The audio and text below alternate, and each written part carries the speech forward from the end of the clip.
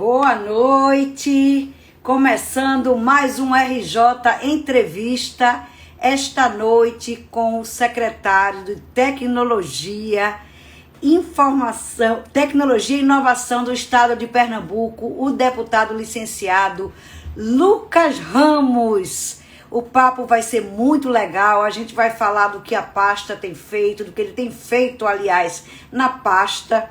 E a gente vai falar também sobre política, claro, porque, afinal de contas, ele é deputado por 2 mandatos e saiu para assumir essa missão no governo do estado. Ele já está com a gente aqui, mas antes eu vou dar um oi pro pessoal. A Giovanni Papaléu está aqui com a gente, Carmencita Araújo, Manassés, Natália Berlardo, Moisés Salex, Manu Asfora tá por aqui, entrou também, dando um oi pro pessoal. Lembrando, quem quiser fazer, Keila WK, oi Keila, mesmo de São Paulo aí. Paulo Vitor Moura tá aqui, Quinha Pereira, o pessoal todo entrando.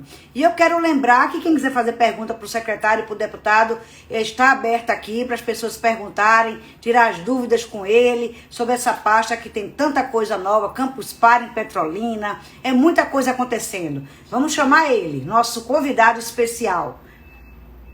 Ele estar entrando aqui, eu tenho certeza que ele já aparece na tela. Fernando Mendonça Filho está por aqui, Rodrigo Miranda, olha ele aí, secretário, boa noite. Boa noite, Roberto. Obrigado pelo convite, viu? Eu que agradeço ter recebido esse convite e aceitado participar dessa live com a gente para falar um pouco mais sobre a Secretaria de Tecnologia e Inovação, Ciência, Tecnologia e Inovação de Pernambuco, não é isso? Uma pasta que realmente vem se destacando, Pernambuco vem se destacando nessa área. A gente tem aqui o Porto Digital, que é um destaque completo, né, na situação em relação a todo o país. Pernambuco se destaca demais nessa área de inovação. A gente também tem um senhor como deputado, 35 anos, tão jovem, mas já deputado em 2º mandato, se licenciou para assumir essa pasta.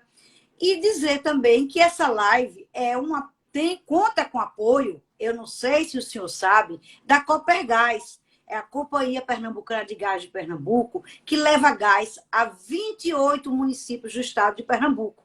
E é um prazer a gente ter esse apoio para conversar com pessoas das mais diversas matizes, de deputados, a artistas plásticos, a médicos, a gente que faz e acontece no estado de Pernambuco. Certo?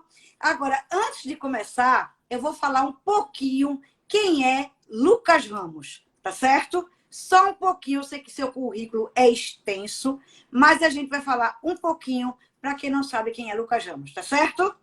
Vamos lá. Lucas Ramos, 35 anos, é formado em administração de empresa e pós-graduado em comunicação. Atuou durante 8 anos na área de publicidade e propaganda como diretor-presidente da maior empresa de mídia indoor da América Latina. Olha que eu não sabia disso, que você era da área de comunicação, viu?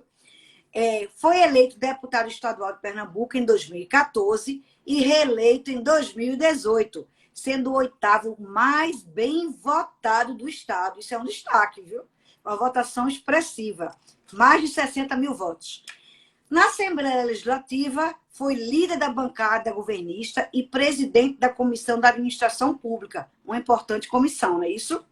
Com o mandato renovado, assumiu a presidência da Comissão de Finanças, Orçamento e Tributação, tendo ainda coordenado a Frente Parlamentar em Defesa do Rio São Francisco. Para quem não sabe, Lucas Ramos é de Petrolina, não é isso?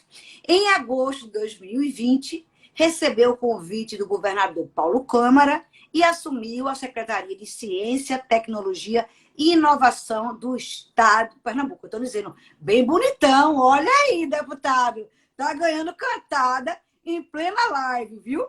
Ele é filho da médica e servidora pública Marta Ramos e do atual conselheiro do Tribunal de Contas do Estado, Ranilson Ramos. Ele é casado, para quem não sabe, está achando que ele é um gatão aí, mas ele é casado com a arquiteta Juliana Luxinger, é assim que chama, Luxinger? Feito. E é pai das gêmeas lindas, Mariana e Isabela, 2 fofinhas que eu acho a coisa mais fofa do mundo. Sou apaixonada por elas. Vamos começar, secretário. Eu quero saber o que é que levou o senhor a deixar, certo, o mandato de deputado lá na Assembleia Legislativa, que estava indo muito bem, participando de comissões, para aceitar esse desafio? Era uma mudança e tanto, Roberta. Eu, depois de 2 mandatos, né, 2 eleições em que houvemos, vimos e presenciamos momentos tão difíceis da política, né, a desacreditação por parte da população, que foi às ruas protestar, né, que viu o impeachment, uma presidente da República ser afastada, e ainda assim, em 2018, a gente aumentar a quantidade de votos. Isso realmente me prendia ao mandato de deputado estadual como forma de eu poder retribuir a confiança do eleitor que foi às urnas, que acreditou no nosso projeto, que referendou o nosso nome e nos deu a oportunidade do mandato parlamentar. Mas quando veio o contato do chefe de gabinete do governador Milton Coelho, hoje deputado federal, informando da vontade do governador em conversar comigo sobre ocupar uma pasta e fazer parte do seu governo, o coração balançou porque eu sabia que eu ia estar servindo a Pernambuco sob outra perspectiva, a do poder executivo, a de realizar ações, a de sentar à mesa com o chefe do poder e discutir, né, os investimentos, as prioridades, as áreas estratégicas. Então, antes mesmo do governador colocar a mesa, eu já sabia, né, que esse era um caminho natural que iria seguir. Não sabia que ia ser tão novo. Quando fui convidado, eu tinha 34 anos e passaria a ser o segundo secretário mais novo do governo. Isso traz uma responsabilidade enorme, Roberta. Ao mesmo tempo que chega a vaidade, né, o orgulho, claro, de poder servir como secretário de Estado, mas vinha uma tamanha responsabilidade de que a gente precisava trazer, né, para essa pasta a dimensão que o governador esperava. E foi exatamente o que mais me animou, né, num momento de pandemia, dos direitos, né, das pessoas de poderem compartilhar, né, da convivência com outras, isso estava restrito, de circularem nas ruas, isso estava restrito, de participarem de eventos, né, de confraternização, e isso também estava restrito em função da pandemia da Covid-19, eu entendia que era a ciência quem ia permitir a gente retomar a nossa normalidade, se assim a gente puder chamar. E foi isso que me trouxe, né, com muito gás, acordando muito cedo, dormindo muito tarde, mas corresponder à expectativa do governador, né, enquanto chefe do governo, e da população pernambucana que encontrava em mim essa expectativa, né, de dias melhores. Né? Prova disso é o resultado que a gente alcançou, que coloca Pernambuco em destaque como o estado que primeiro retomou as atividades econômicas e primeiro saiu, né, da crise sanitária, sendo o estado que mais salva vidas no Brasil, com a segunda menor taxa de mortalidade e a menor taxa de contaminação da Covid-19. Ô, secretário, por falar nisso, como é que foi sair do poder legislativo, que é geralmente um poder que fica ali, os 49 deputados estaduais de Pernambuco, que você fica mais restrito, claro, com suas lideranças, e começar no executivo a ter que lidar com pedidos de executivo, até um chefe, porque o deputado, ele não tem um chefe, ele é dono do seu mandato e ali ele pode resolver suas questões. Como é que é deixar de ser dono do seu mandato e ter que se reportar a um chefe, que no caso é o governador Paulo Câmara? Como é que mudou isso na sua cabeça? É uma chave e tanto que a gente vira. De um lado, no poder legislativo, fiscalizando o poder executivo, né, formando condições, articulando, garantindo orçamento, para que a gente possa dar condições do governador executar as ações. E aí eu vou para o outro lado do balcão, Roberta. Eu vou para a parte de execução, eu vou para a parte que é fiscalizada, que é cobrada, inclusive, pelos meus pares, pelos 49 deputados estaduais que estão lá na Assembleia Legislativa de Pernambuco, né, presidida pelo deputado Heriberto Medeiros, que é um grande chefe, tá? É um chefe de poder. Mas é claro que existe a autonomia dos mandatos, existe uma igualdade, né, entre estrutura de gabinete, por exemplo, existe um equilíbrio entre os 49 parlamentares. Cada um, evidentemente, atuando na sua luta, na sua bandeira. Tem deputado que é médico e vai para a saúde, tem deputado que é militar e se volta para a segurança pública, tem deputado como eu, que vem do sertão, né, pernambucano, e tem uma preocupação maior com a agricultura e, em especial, com a agricultura. Pois é, deixa eu fazer um parênteses. Como é que é isso? Um comunicador que sua área é comunicação, né? Administrador de empresas, com pós-graduação em comunicação, publicidade, e de repente se vê nessa área de tecnologia e inovação. Como é que foi esse pulo aí?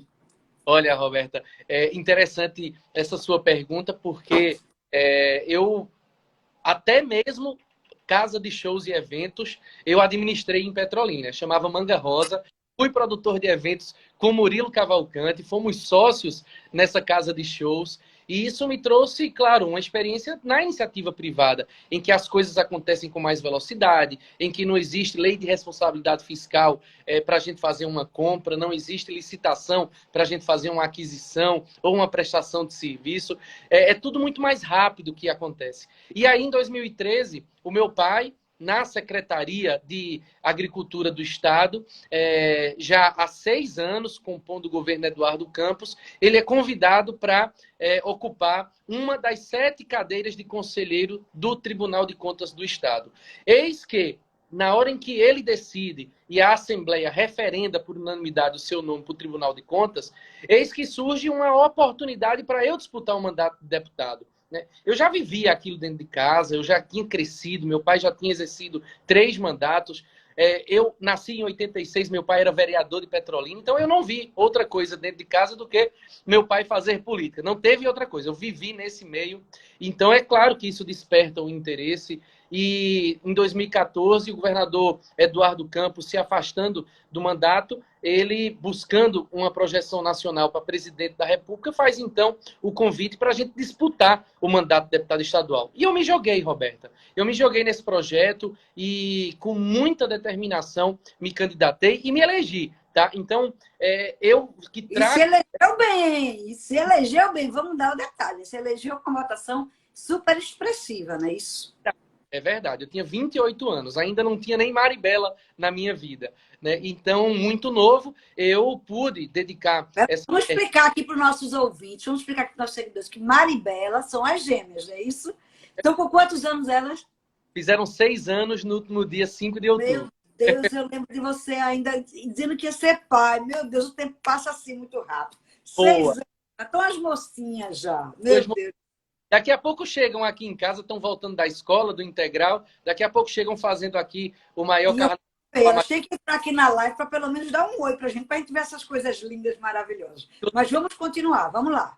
Isso. E aí eu trago, evidentemente, a minha família vem, né, de uma raiz sertaneja e eu trago comigo essa responsabilidade de representar esse segmento de uma população que está mais distante do Recife, que tem menos oportunidade e que depende da agricultura para sobreviverem, né? Depende da produção agrícola para terem a sua receita familiar. E é exatamente a maior bandeira, aquela mais forte da gente, na Assembleia Legislativa. E quando eu venho para a Secretaria de Ciência e Tecnologia, eu tenho a oportunidade de, primeiro, provocar editais de fomento à produção científica, à pesquisa, através da Fundação de Amparo à Pesquisa, a FACEP, presidida pelo professor universitário da Universidade Federal, Fernando Jucá, para apoiar o setor agrícola, em especial a fruticultura irrigada de São Francisco. O ITEP, por exemplo, o Instituto Tecnológico, que está vinculado à nossa secretaria,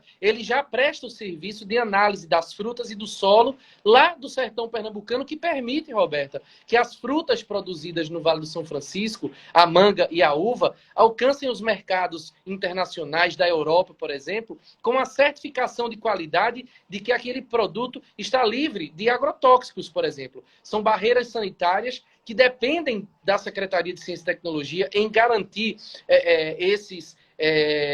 essas análises, essas amostras e manter, né, esse alto índice de qualidade que é exigência do mercado internacional.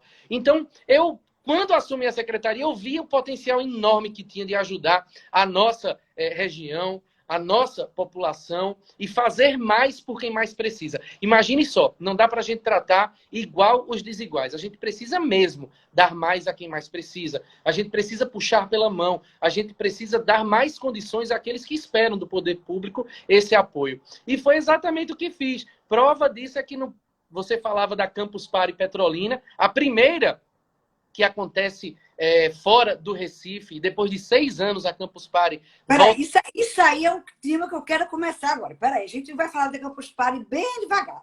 Tá, a Campus Party, né, que é a maior, vamos dizer, maior encontro de tecnologia, vai acontecer pela primeira vez fora da capital pernambucana, porque já aconteceu, a gente sabe aqueles menininhos, bota aquelas barraquinhas de camping, para quem não conhece, vai acontecer pela primeira vez no sertão de Pernambuco.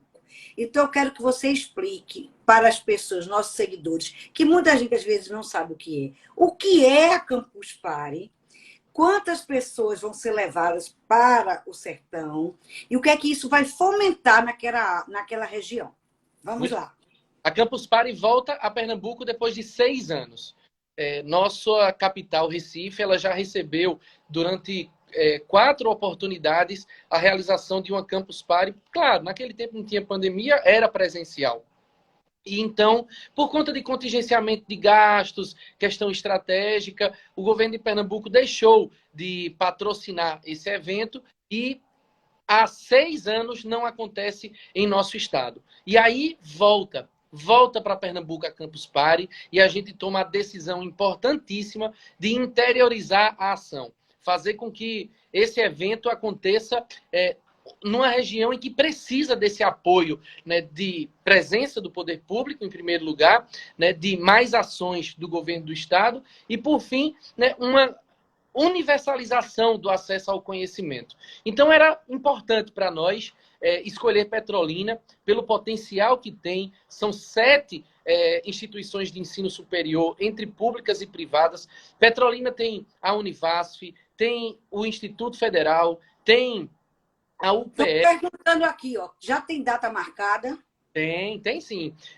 Tem outras, tem a autarquia municipal, a FACAP, tem outras 3 faculdades privadas, inclusive a Maurício de Nassau, a Uninassau, e a gente tem, né, um potencial de cerca, né, de 15 mil estudantes universitários que esperam eventos como esse. E aí chega a Campus Party, um evento mundial, tá, que acontece no Brasil, em São Paulo, acontece em Brasília, acontecia em Recife e agora vai acontecer em Petrolina. Justamente o maior evento de tecnologia, de fomento à cultura maker, de design thinking, por exemplo. Nós estamos falando aqui de habilidades do futuro, nós estamos falando aqui de comportamento, né, de profissionais que vão atuar no mercado de trabalho em profissões que nem existem ainda. E a gente poder estimular isso no sertão pernambucano, onde há um potencial incrível, né, de pessoas capacitadas, qualificadas, que só precisam desse empurrãozinho, isso vai acontecer nos dias 28,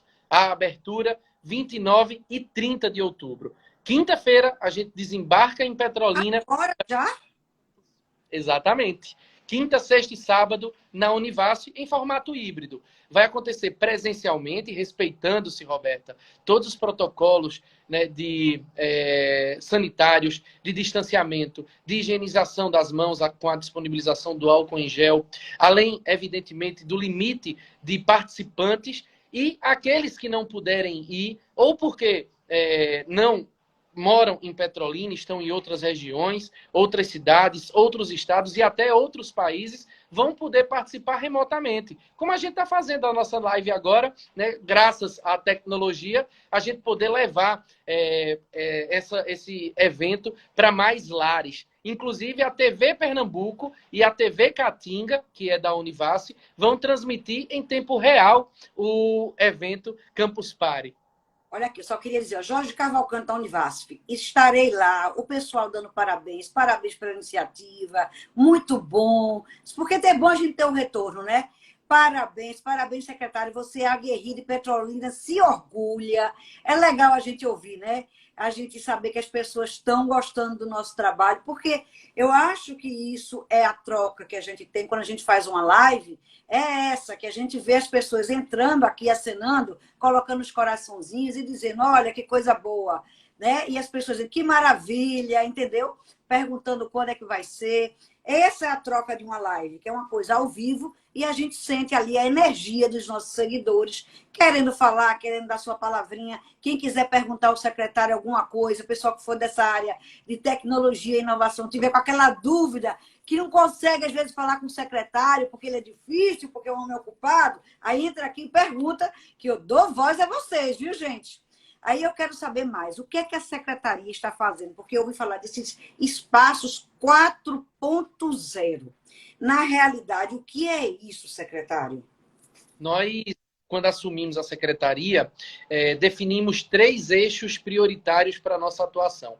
O primeiro deles era o trabalho em rede, Roberto. Não fazia sentido o governo de Pernambuco trabalhar sozinho no fomento às políticas públicas e discutir essas ações, esses investimentos a portas fechadas. A gente precisava fazer isso com a academia, com as universidades, as instituições de ensino superior. A gente precisava fazer isso com as empresas, os setores produtivos, a indústria. E a gente precisava fazer esse link, né, entre prestador de serviço e cliente, entre quem demanda e quem tem a oferta. E a gente precisava construir uma grande rede de ecossistemas e nós lançamos, então, tão logo assumi a secretaria, a REP, que chama Rede de Ecossistemas de Pernambuco, que é um conjunto de empresas pernambucanas, públicas e privadas, que estão olhando para o mesmo horizonte, que querem chegar no mesmo lugar, que é o desenvolvimento econômico, social e sustentável do nosso Estado. E a REP, ela surge em parceria com o Sebrae, exatamente para ser esse canal de encontros, tá? E de um ambiente para a discussão dessas políticas públicas. A partir daí, a gente se volta para 2 eixos. O primeiro é o que você traz para nós, o de infraestrutura. Pernambuco tem 2 importantes parques tecnológicos que pouca gente sabe que está vinculada ao governo de Pernambuco, mas já ouviu falar. O primeiro deles é o de desenvolvimento de hardware, daquilo que a gente pega, do que é manipulável, tá? É o Parquetel, o Parque Tecnológico de Eletrônicos e Tecnologias Afins, que em 1996, ainda no governo de Miguel Arraes de Alencar, foi inaugurado lá no Curado, pertinho do Atacadão, na entrada do Recife. É um ambiente de desenvolvimento tecnológico, onde há o fomento ao desenvolvimento de startups, onde há o apoio a desenvolvimento de ideias, e essas ideias, quando precisam de prototipação, a gente tem a infraestrutura instalada lá para essas empresas utilizarem, com o apoio, inclusive, da academia, das universidades, e estimulada financeiramente pelos projetos de pesquisa da FACEP. Isso é um ponto. O segundo parque tecnológico é o que você citou agora há pouco, o de desenvolvimento de software, daquilo que é programação, daquela tecnologia que é embarcada nos produtos de hardware, que é o Porto Digital, um conglomerado de 340 empresas que geram mais de 13 mil postos de trabalho e que surgiu em Pernambuco 20 anos atrás, no governo Jarbas, como uma alternativa para a gente urbanizar o Recife Antigo. Aquela ilha do Recife que naquele tempo sofria com violência, sofria com consumo de drogas e sofria com prostituição. E estrategicamente o governo de Pernambuco ele desapropria aqueles imóveis e faz, através de um contrato de gestão, a administração imobiliária a partir de uma organização social chamada Porto Digital. E o Porto Digital, então, começa a desenvolver um parque tecnológico que hoje, em meio a uma crise sanitária, no momento em que mais se demanda de tecnologia, cresce mais de 20% ao ano em faturamento. Né? Ou seja, o Porto Digital é o parque tecnológico mais conhecido do Brasil inteiro e que tem prestação de serviços em outros países, conhecido mundialmente como um grande centro de inovação. E o Porto Digital, inclusive, tem presença no Agreste Pernambucano a partir do Armazém da Criatividade, que é uma extensão do Porto Digital do Recife e que muito em breve já trago aqui uma boa notícia, furando, né, como você já... Deu furo, deu furo. É o furo. A gente vai levar para Petrolina. Né? Então, estamos estudando, né, essa estruturação de um novo ambiente de inovação no sertão pernambucano a partir de Petrolina, mas que vai atender todo o sertão. Vai atender o Araripe, vai atender o Sertão Central, vai atender o Pajeú, vai atender o Itaparica e o Moxotó. E é exatamente o que a gente quer, essa integração entre as regiões. Aproveitando a oportunidade que tem e junto com essa infraestrutura, a gente poder formar pessoas mais inteligentes. É exatamente o terceiro... Deixa eu fazer uma pergunta. Eu tive a oportunidade de entrevistar, fazer essa live que a gente está fazendo aqui com o Pierre Lucena, que é o presidente do Porto Digital, e tive a oportunidade de conversar também com o Paulo Magnus, que é da MV, que também é muito ligado a essa área de tecnologia, mais ligada para a saúde. E todos eles falaram muito que hoje o governo ainda se preocupa muito em ajudar a dar isenção para essa área industrial, que é aquela área, vai ocupar uma indústria de tantos mil lugares, não sei quantos hectares, aí dá isenção. Mas para as startups, para essas pequenas empresas de tecnologia, que é o que realmente fomenta hoje, porque essas áreas industriais, a geração industrial passou, agora é a área de software, como você acabou de dizer. O governo ainda não tem esse olhar tão apurado, acha que só precisa dar isenção ou apoio ou iniciativa para a área industrial, porque aquilo ali que ficou dos anos 80, a grandes empresas de automóveis, ou se for uma grande fábrica, etc. E quando, às vezes, uma empresazinha de software, que é pequenininha, baixa numa salinha, 3 pessoas com cabeça pensante, gera muito mais emprego. Cria ali, por exemplo, um sistema tipo um Uber, tipo alguma coisa assim, e gera empregos no mundo todo. Né? Vamos dar um caso conhecido, que é o Uber. Né? Quem criou aquilo ali gera emprego no mundo todo. Como é que você vê isso? Essa reclamação dessas pessoas, que o governo deveria dar mais atenção para isso?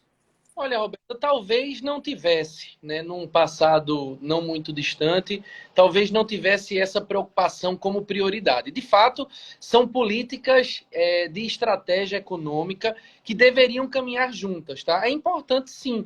A gente só trouxe a Jeep, a Fiat Chrysler, que é hoje a Stellantis, para Pernambuco, porque a gente precisou fazer a isenção fiscal, precisou conceder esse benefício de ICMS para a produção de carros. E hoje a gente tem um polo automotivo e Pernambuco cedia a planta mais moderna da Fiat, uma empresa italiana que tem em Pernambuco uma planta mais moderna do que na própria sede. Tá? Hoje, a nossa fábrica localizada em Goiânia é mais moderna, por exemplo, do que a Ferrari. Olha só, nós aqui não perdemos em nada quanto ao embarque tecnológico na produção de veículos da Jeep, que são os modelos Compass, Renegade, Toro e o mais recente Commander lançado numa planta industrial que existe a automação, mas que as pessoas são mais inteligentes lá dentro, elas passam por um processo de capacitação bastante profundo, e a gente precisou, para atrair, garantir a isenção fiscal. Isso é uma estratégia da Secretaria de Desenvolvimento Econômico. Mas deveria, sim, vir acompanhada de outros estímulos, de outros incentivos também.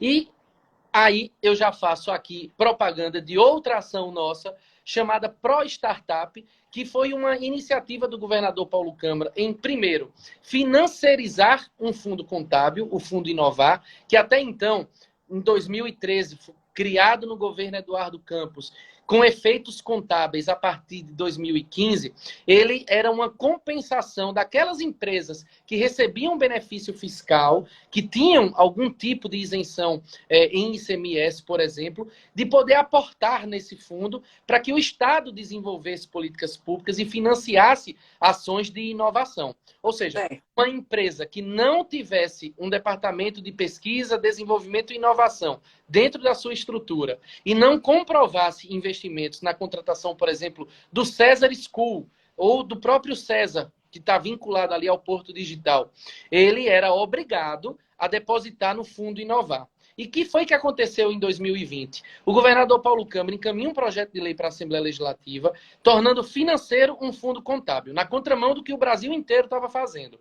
Por quê? Os governadores, doidos para usarem os dinheiros, aqueles recursos que estavam depositados nos fundos, eles contabilizam um fundo e aí usam aquele recurso. O governador Paulo Câmara não, faz o contrário. Ele dá um destaque orçamentário e diz o seguinte: os recursos do Fundo Inovar, 12 milhões de reais, eles serão destinados a uma conta exclusiva que só pode ser utilizada para as ações vinculadas ao Fundo Inovar. E aí a gente lança o Pro Startup, que é um programa de estímulo ao desenvolvimento de startups, dessas novas empresas, dessas novas ideias, tanto na fase de aceleração, que é quando ela está na ideação, está buscando protótipo, está alcançando o lote piloto, como na fase de operação, com bônus tecnológico, por exemplo, que a gente financia, o governo de Pernambuco, em R$20 mil, uma ferramenta TIC para melhorar a produtividade nessas empresas. Então, isso trouxe a oportunidade da gente investir em recursos novos, 12 milhões de reais em ações reembolsáveis e não reembolsáveis, exclusivamente voltadas para o Pro Startup, para o desenvolvimento de novas empresas. Pois é, eu quero saber isso. Eu quero montar uma startup.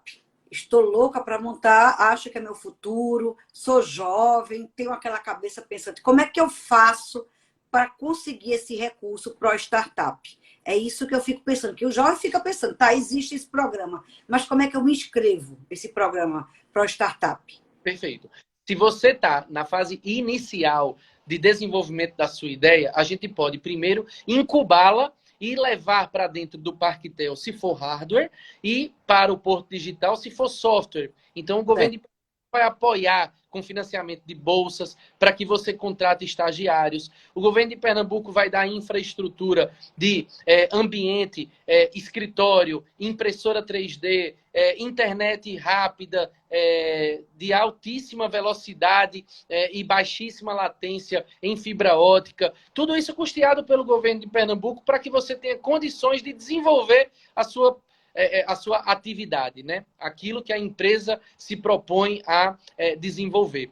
E a gente tem condições de aportar recursos, né, a título de subvenção, ou seja, fonte não reembolsável, dinheiro perdido, fundo perdido, como popularmente costumam se dizer, e a FACEP, então, vai apoiar financeiramente a sua ideia. Se você já for uma startup mais madura, se você já tiver endereço, se você já tiver uma planta fabril, se você já tiver condições de produzir e entrar com seu produto no mercado, a gente tem crédito na AGE, que é a Agência do Empreendedor, presidida pelo Márcio Stefani, para a gente financiar, aí é fundo reembolsável, você vai ter 12 meses de carência, vai ter 36 meses para devolução desses recursos, a uma taxa subsidiada pelo governo de Pernambuco, que é de 5% mais TJLP. Que não tem no mercado, tá, Roberta? Que os bancos tradicionais, Banco do Brasil,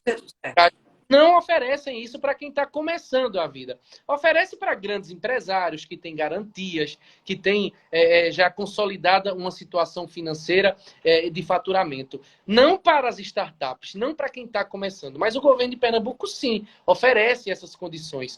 E nós temos recursos de até R$200 mil por empresa para você fazer o aporte tecnológico de comprar equipamentos, seja do computador à mesa de desenvolvimento de soluções, né, a impressora 3D, aquilo que você precisar para o desenvolvimento do seu negócio. Mas deixa eu fazer a pergunta assim, mais prática mesmo. Assim, como é que eu faço? Eu vou lá, me inscrevo, entro no site da secretaria, é isso? Isso que eu queria saber, assim, a coisa prática mesmo, como é que acontece? No site da secretaria você certamente vai encontrar informações Deixa o link aqui. Eu não sei se algum assessor seu pode deixar um link, alguma coisa, porque de repente tem tanta gente querendo isso e não sabe como chegar lá e dizer assim, ó, é uma boa, eu tô com essa ideia na cabeça, mas não tenho dinheiro, agora vendo essa live eu tô gostando. Como essa live vai ficar gravada e muita gente vê depois, vai ficar no meu site, vai ficar no meu canal do YouTube e vai ficar também aqui no Instagram, a pessoa vai lá no link, ó, tive essa ideia, ou fulano viu e diz para fulano que é da área, entendeu? Aí pede para algum assessor teu colocar aqui o link e talvez fosse interessante isso. Faço sim. E aí, Roberta, a depender da fase que você se encontra, você procura a FACEP, a Fundação de Amparo à Ciência e Tecnologia de Pernambuco, e lá vai ter o edital de subvenção, que são os recursos não reembolsáveis, ou, se você já estiver na fase de operação, você vai procurar a Agência do Empreendedor, a AGE. Lá tem outro edital que trata das regras de participação, e esses recursos, que são maiores, inclusive, de até R$ 200 mil de crédito inovar, ele é operado pela Agência do Empreendedor. Então, ele tem uma tratativa diferenciada, é outro órgão que executa, e aí a gente tem essa oportunidade de, também no site da FACEP, encontrar o edital. Tá? A gente concentrou tudo na FACEP para que ela pudesse ser a porta de entrada desses projetos para submissão das propostas, porque a FACEP ela tem no íntere, né, na sua criação, esse processo de identificação do que é inovação, né? Diferente da AGE, que é um banco de fomento do governo de Pernambuco. Então, nós centralizamos toda a operação na FACEP, tá aí, ó, Paulo Vitor colocou o site da FACEP, obrigado, um grande assessor, viu, Roberta? E aí... amigo antigo, maravilha. Paulo Vitor, coloca aí, as pessoas ficam sabendo, porque depois entra. Mas o caminho é a FACEP. Procura aí, dá um Google FACEP, e aí você vai lá e fica sabendo como é que você consegue esse recurso para você começar o seu programazinho de startup, ou seu programa de tecnologia que você tem, se você é dessa área, porque tem muita gente nessa área agora, a moçada toda está indo, são vários, vão ser várias novas, como você diz assim, profissões ligadas nessa área. Ó, agradecendo a Carmencita aqui, que diz que você sempre antenada, suas lives são maravilhosas. Obrigada, Carmencita. Nem sei como lhe agradecer. Mas eu quero falar agora, mudar um pouquinho o rumo da prosa. A gente já falou muito da secretaria, mas você, o senhor, vou chamar o senhor porque é o secretário, mas é porque é tão jovem e a gente se conhece há tanto tempo. Vamos lá.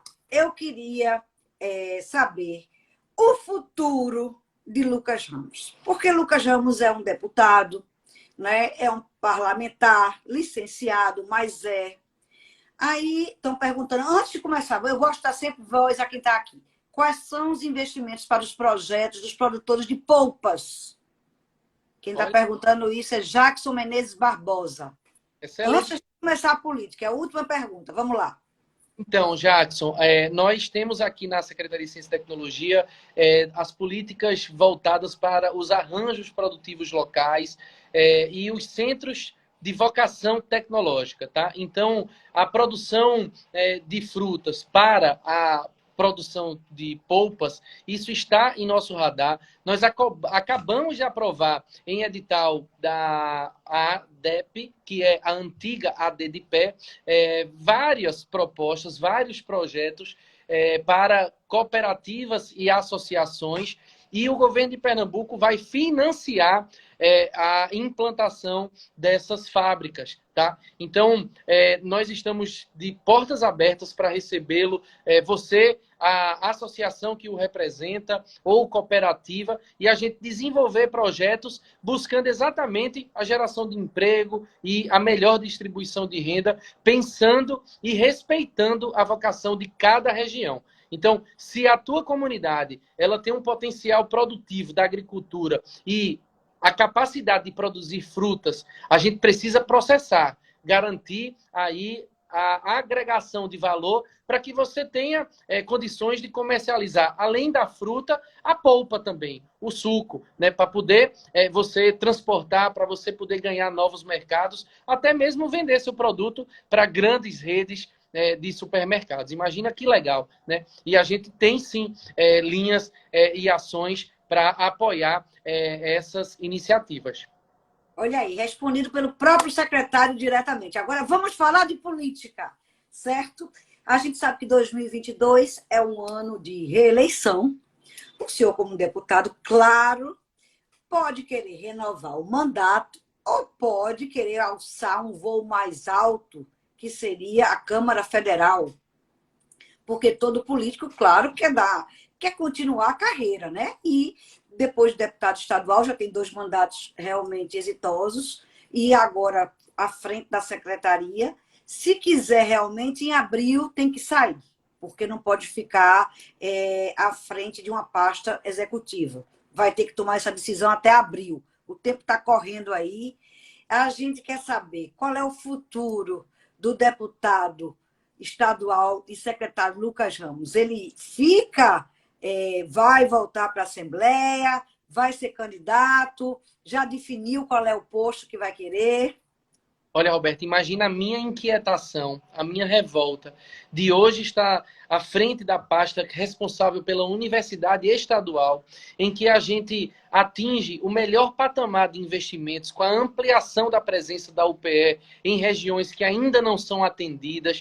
Nós vamos aumentar a quantidade, né, de vagas na universidade. Nós criamos o ProUni, que é o programa Pernambuco na Universidade, que dá uma bolsa de R$ 500 para que aqueles estudantes que não tiveram nota para estudarem na universidade pública, ela possa receber esse apoio financeiro do governo de Pernambuco e estudar numa faculdade privada, ao mesmo tempo que a gente trabalha para aumentar o número de bolsas do ProUP, que é o programa Universidade para Todos em Pernambuco, com um novo edital de 1.000 bolsas que nós vamos lançar. Ou seja, são 2.000 estudantes universitários na academia, estudando com apoio do governo de Pernambuco, só em 2 ações da secretaria.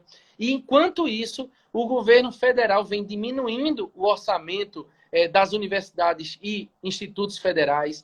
O governo federal vem fazendo cortes na pesquisa científica. O governo federal vem dando um verdadeiro show de horrores quando dissemina fake news, quando promove a desinformação e garante, né, a desordem nacional. E aí isso me traz uma inquietação, uma revolta, e eu preciso me colocar contra isso. Tá? Eu preciso me posicionar em favor da ciência, porque foi a ciência que encontrou, por exemplo, a vacina que nos permitiu o convívio social retomar, que nos permitiu voltar às nossas atividades econômicas, ao trabalho, que nos permitiu voltarmos às escolas, às universidades. Então, eu não posso ser contra isso, e é exatamente isso que eu quero combater, e o ambiente para a gente discutir é Brasília. Então, o meu projeto político, ele passa, sim, pela desincompatibilização em abril de 2022, atendendo à legislação eleitoral. Para que eu possa ser candidato, eu preciso me afastar 6 meses antes da função executiva. Então, dia 1º de abril, e não é mentira, eu volto para a Assembleia Legislativa de Pernambuco, retomo o mandato de deputado estadual, volto às minhas atividades e vamos disputar o mandato de deputado federal nas próximas eleições. Eu acho que o caminho é o Congresso Nacional para a gente poder promover uma verdadeira frente, né, em defesa dos direitos dos cidadãos brasileiros, em defesa das universidades e da ciência no Brasil. Agora, como é que você vê a aliança hoje do PSB? Vai ter que realmente, para conseguir essa meta, mais uma vez, se reunificar com o PT, porque o prefeito João Campos já deu a entender que essa aliança vai ser necessária, porque ele que foi contra realmente na última eleição a essa união do PT-PSB, mas ele já está dando sinais de que é necessária essa união com o PT. O governador Paulo Câmara, por sua vez, já deixou bem claro que o PT e o PSB devem ficar aliados. Qual é a sua posição em relação a essa aliança PT-PSB para 2022? Olha, Roberta, é interessante esse momento em que a gente está vivendo de articulação, né, e de projeção das próximas eleições. Qualquer consulta que você faça, o nome do ex-presidente Lula vai ser o mais lembrado, em especial em Pernambuco. Tá? Pernambuco é vermelhinho. Pernambuco é um estado de esquerda. Prova disso é que na última eleição municipal, em Recife, na capital pernambucana, foram para o segundo turno o candidato do PSB, João Campos, hoje prefeito, e do PT, Marília Reis. Ou seja, a direita não teve a menor chance em Pernambuco. E assim será no governo do estado. O que eu penso é que o PSB, em um passado bem recente, tá?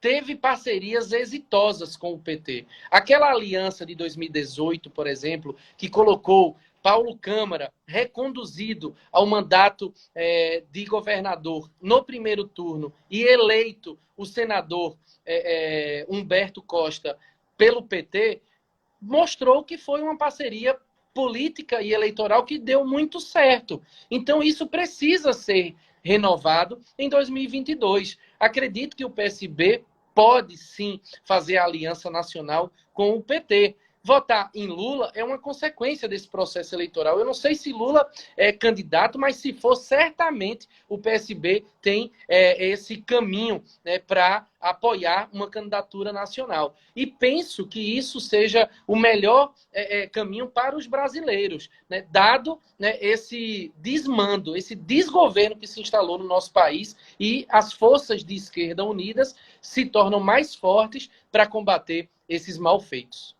Agora, na última eleição, João Campos bateu muito forte no PT, bateu forte demais, pesado. Acha que o eleitor vai esquecer isso rapidamente quando isso vier à tona no guia eleitoral ou na propaganda eleitoral? As pessoas não vão ficar lembradas que ele botou o PT, inclusive disse que não queria ninguém do PT na administração dele, etc e tal, e agora ele está com Lula. Acha que isso talvez não vai ficar confuso na cabeça do eleitor?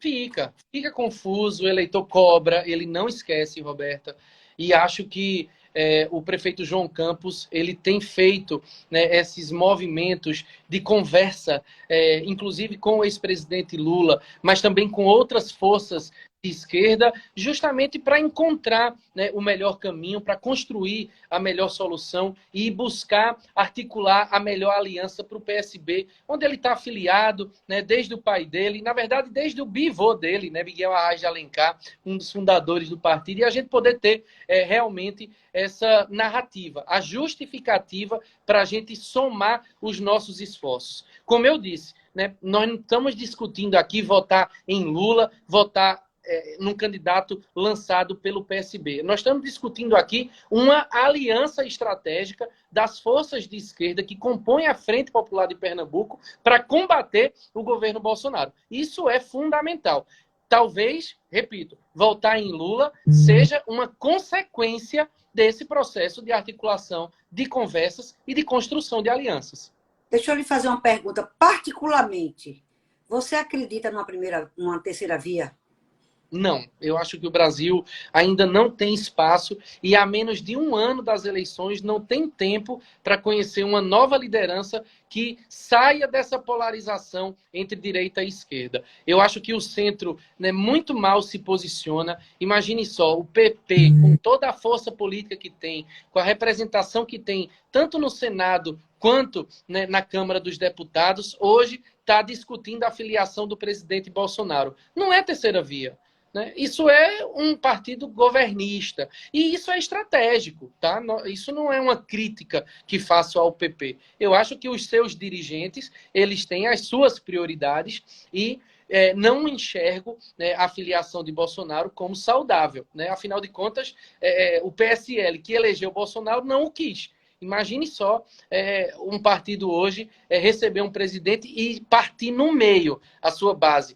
O deputado Eduardo da Fonte, por exemplo, é contra, né, o nome de Bolsonaro para presidente. Ele acredita na manutenção da parceria, da aliança com o PSB de Pernambuco. E tudo isso inviabiliza. É um jogo de xadrez difícil de compreender. A população que fica distante assistindo, né, tem dificuldade em acompanhar, mas a esses dirigentes partidários fica a responsabilidade de tratar esse assunto com mas muita transparência para a gente não ter uma surpresa negativa lá na frente, para a gente não se arrepender de uma decisão. Então, vejo que o prazo de registro de candidatura ele acontece só em agosto de 2022. Até lá, Roberta, vai haver conversa com todas as frentes. Eu acho que a posição de Ciro Gomes, por exemplo, no PDT, ela é danosa. Quando ele ataca o PT, ele está buscando ali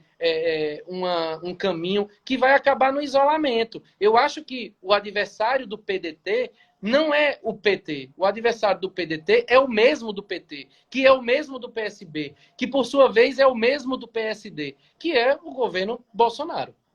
Aí é essa estratégia, essa briga de Lula e Ciro é eterna, porque sempre aconteceu. Mas eu quero fazer uma pergunta muito ligada à Petrolina. Seu adversário político em Petrolina sempre foi o atual prefeito Miguel Coelho, que agora está na condição de pré-candidato ao governo do Estado. Ele já está percorrendo as cidades aí, já se colocou nessa questão, né? Mesmo contra Raquel Lira e Anderson Ferreira, ele já se colocou, ele é candidato de todo jeito pela União Brasil, que é o novo partido, que é a fusão do DEM com o PSL, né? Inclusive Luciano Bivar, que é um atual aliado do governo de Pernambuco, mas talvez fique na oposição, a gente não sabe.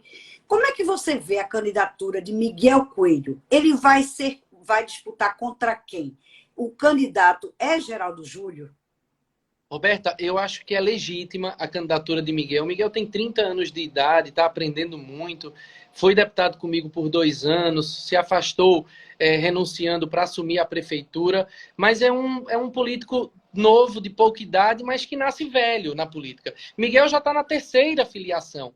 Ele é eleito deputado e prefeito no PSB, se reelege prefeito de Petrolina no PMDB e agora se filia ao Democratas, que futuramente vai se chamar União. Né? Então, poxa, com 30 anos de idade, você já ter 3 filiações, você fazer parte do governo, ir para a oposição, fazer parte da base do governo Bolsonaro e hoje ir de novo para a oposição, eu acho que isso perde a identidade, perde a credibilidade e exatamente por isso ele não consegue formar palanque. Veja que a foto política de Miguel é com o pai senador, o irmão deputado federal e o outro irmão deputado estadual. É um projeto, Roberta, que nasce tomando café dentro de casa, com papai e com mamãe sentado na mesa. E não é assim que se discute política. Se discute política com lideranças, com partidos, com projetos políticos que representem a população e grupos partidários. Né? Miguel não conseguir unir a oposição, não ter o apoio de Raquel Lira, não ter o apoio de Anderson Ferreira, isso é consequência desse movimento de isolamento que ele promove, talvez até despretensiosamente, talvez até sem pretensão, mas que acaba fazendo com que aquela foto dele seja um ambiente restritamente familiar. Mas acho que é uma oportunidade de disputar uma majoritária, de colocar o seu projeto na rua e um nome de Petrolina, né, vir a ser lembrado, né, para o governo do Estado, claro que isso é gratificante, mas, repito, não pode ser um projeto individual ou familiar, tem que ser coletivo, como o projeto do PSB é coletivo. Imagine que nós discutimos o nome de Geraldo Júlio como potencial candidato a governador do PSB, num ambiente em que ele mesmo diz que não é nem candidato. Ele sequer se coloca como candidato. Enquanto... Você acha que essa estratégia de Geraldo dizer que não é candidato é para ele não ficar queimado, como a gente diz, assim, antes do tempo, só deixar para... Você disse as convenções lá é só em agosto. Até agosto é muito tempo.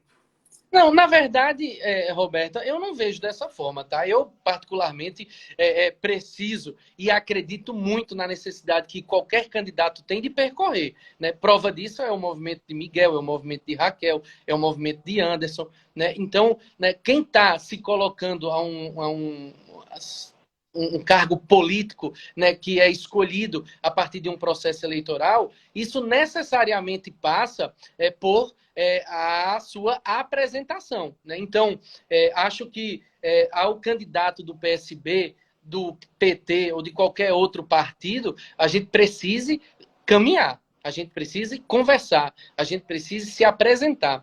Então, acho que essa decisão dele de não ser candidato é algo que ele precisa trabalhar. Afinal de contas, o partido precisa de Geraldo Júlio, né? O PSB precisa de um projeto, de um nome que unifique, né? Na ausência de Geraldo, nós temos outros nomes. Por Mas exemplo, quem seriam esses nomes? Décio Padilha, secretário da Fazenda, profundo conhecedor da máquina pública, alguém que vem tratando, né, os... Primeira vez você lança Décio Padilha, porque até agora ninguém nunca tinha falado do nome Décio Padilha. Sempre se falou em Zé Neto, não é? Danilo Cabral, Tadeu Alencar. Você, afinal, todos que vieram da... O próprio Paulo Câmara era secretário da Fazenda e veio. Você está lançando aí um nome novo, Décio Padilha. Realmente é um nome novo, mas eu acredito que uma pessoa que foi 2 vezes prefeito, né? Eleito, reeleito, fez o sucessor e não passou nenhum dia sem um mandato, ou seja, foi direto para uma secretaria, essa pessoa gosta de política, porque se ele não quisesse mais nada, ele não estaria nem na política mais, tinha abandonado. Então, eu não acredito que uma pessoa que é um animal político não vai querer mais nada. Essa é a história de... Eu acho que ele vai querer, eu acho que Geraldo vai ser convencido. Mas olha, vamos para um histórico, tá? Miguel Arraes de Alencar foi secretário da Fazenda. Eduardo Campos foi secretário da Fazenda. Né? Marco Maciel foi secretário da Fazenda. Paulo Câmara foi secretário da Fazenda. Né? Nilo Coelho foi secretário da Fazenda. E todos eles viraram governador. Eu acho que a experiência de secretários da Fazenda diz respeito à apropriação, ao conhecimento que tem da máquina pública. Por lá passam todas as despesas contratadas pelo Estado. Né? Por lá passa todo o planejamento, né, de arrecadação, de despesas, né, de gasto bom, de gasto ruim, de contingenciamento de gastos, né, de retração econômica, de aumento, né, de impostos. Toda a política fiscal passa pela Secretaria da Fazenda. E é isso que dá propriedade para esses gestores eles se qualificarem e disputarem o mandato, né, de governador. Então, eu vejo um histórico bacana, mas, claro, Zé Neto, na Casa Civil, fazendo um trabalho de articulação incrível. A secretária Fernanda Batista, de Infraestrutura e Recursos Hídricos, com um orçamento, né, total superior a 4 bilhões de reais em Não, investimento. mas a novidade foi o nome aí de você, de Décio Padilha. Mas eu quero saber outra opinião sua como político. Paulo Câmara vem se movimentando muito nesses últimos dias com a agenda de candidatíssimo.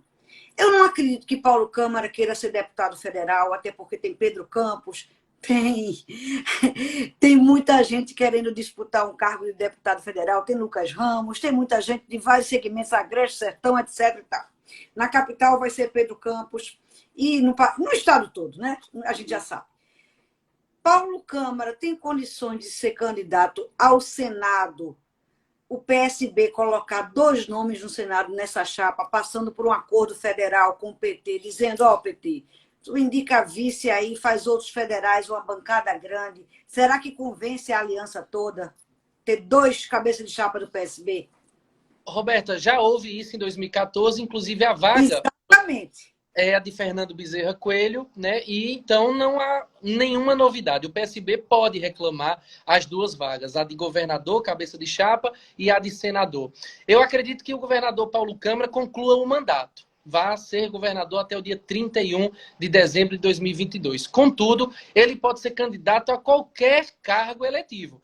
Ele queria e poderia ser candidato a deputado federal. Penso que não, por conta da presença de Pedro Campos. Se Pedro é candidato, significa que Paulo não é candidato a deputado. Ele pode ser candidato a senador e Paulo pode ser candidato numa chapa nacional. É a composição do PSB com o PT numa chapa nacional e ele ser vice-presidente da República. Que orgulho teríamos ter novamente, assim como tivemos Marco Antônio Maciel, um pernambucano na vice-presidência. Então, acredito que os voos do governador Paulo Câmara sejam mais altos, Roberta, e ele tem cacife, tamanho para disputar qualquer mandato eletivo. É um grande... Então, você aposta que Paulo Câmara voa mais alto, não é só o Senado, ele passa para ser candidato a vice-presidente da República. Que voo alto, hein? Eu pensei que ele iria, pela agenda que ele está tendo, ele queria realmente o Senado Federal mais adiante, colocaria um suplente do PT e ele iria para o ministério. Essa era na minha cabeça, era essa a construção. Mas você já está dizendo que ele vai direto para vice. Uma vaga bem disputada. Tá, realmente voou alto mesmo. Claro que pode ser, né? Ele renunciando, tá? Eu acredito que o governador conclua o mandato até o dia 31 de dezembro de 2022. E fica depois sem nada? E aí ele é membro do Tribunal de Contas, servidor de carreira do Tribunal de Contas e pode vir a ser ministro de Estado. Vamos ver. Estamos 30 segundos. Lucas Ramos, secretário, deputado, foi um prazer tê-lo aqui. Despeça-se, agradecer mais uma vez a Copergás. Conte a gente o que é que pode dizer nesses 30 segundos, 19 segundos.